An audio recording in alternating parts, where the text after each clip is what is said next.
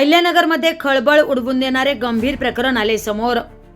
आदिवासी पारधी कुटुंबाला बेघर करण्याचा कट, MIDC अधिकारी, कंपनी मालक आणि पोलिसांवर गंभीर आरोप, न्याय न मिळाल्यास आत्मदहनाचा इशारा। पारनेर तालुक्यातील वागुंडे बुद्रुक येथील आदिवासी फाशी पारधी समाजातील भोसले कुटुंबाने सुपा MIDCचे अधिकारी, एका कंपनीचे मालक आणि काही पोलीस अधिकाऱ्यांवर संगनमताचा गंभीर आरोप केलाय। कीर्ती बाळू भोसले यांच्या म्हणण्यानुसार गट क्रमांक 188 मधील वडिलोपार्जित जमिनीवर बेकायदेशीर ताबा मिळवण्याचा प्रयत्न सुरू असून 8 जुलै रोजी संबंधित अधिकारी आणि कंपनीचे प्रतिनिधी पोलीस बंदोबस्तासह जागेवर आले।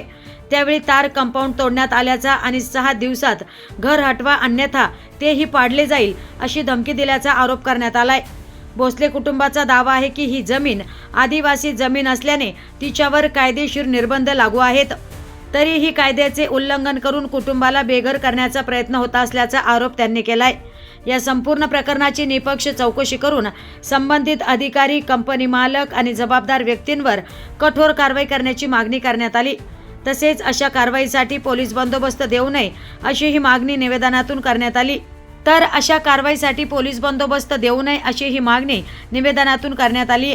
सर्वात धक्कादायक बाब म्हणजे न्याय न मिळाल्यास जिल्हाधिकारी कार्यालयासमोर संपूर्ण कुटुंबासह आत्मदहन करण्याचा इशारा भोसले कुटुंबाने दिलाय।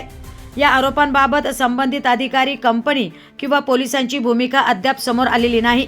आता प्रशासन या गंभीर प्रकरणाची दखल घेऊन कोणती भूमिका घेतं याकडे संपूर्ण जिल्ह्याचं लक्ष लागलंय। माझं नाव विकास मंत्री चव्हाण, राहणार बुद्रुक वाघोंड, तालुका पारनेर, जिल्हा अहमदनगर।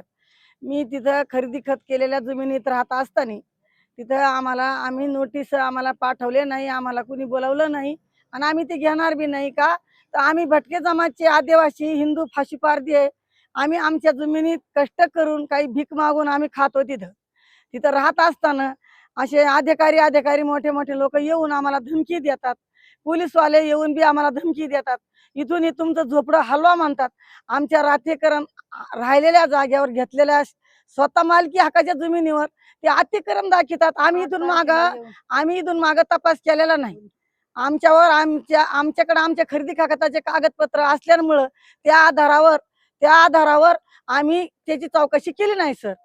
मग ते आमचे कागदपत्र आमच्याकडे आहेत, आमचे जेवढी जमीन ते MIDCच्या क्षेत्रामध्ये निघती तेवढी सरकारने विनंती करून आमच्या गरिबाचा आशीर्वाद घेऊन लेकरा बाळाचा त्यांनी आमची जमीन आम्हाला जेवढे गुंठे निघतील तेवढे आम्हाला काढून द्यावं सर।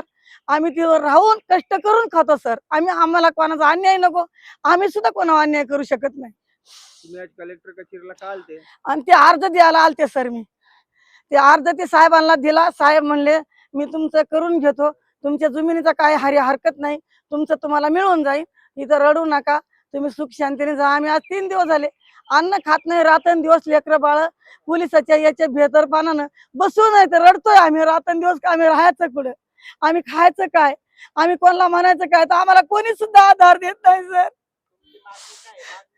आमची मागणी आहे आमची जमीन आम्हाला नाही झाली तर आम्ही आमचा आत्महत्या इथे कलेक्टर ऑफिसला येऊन करू।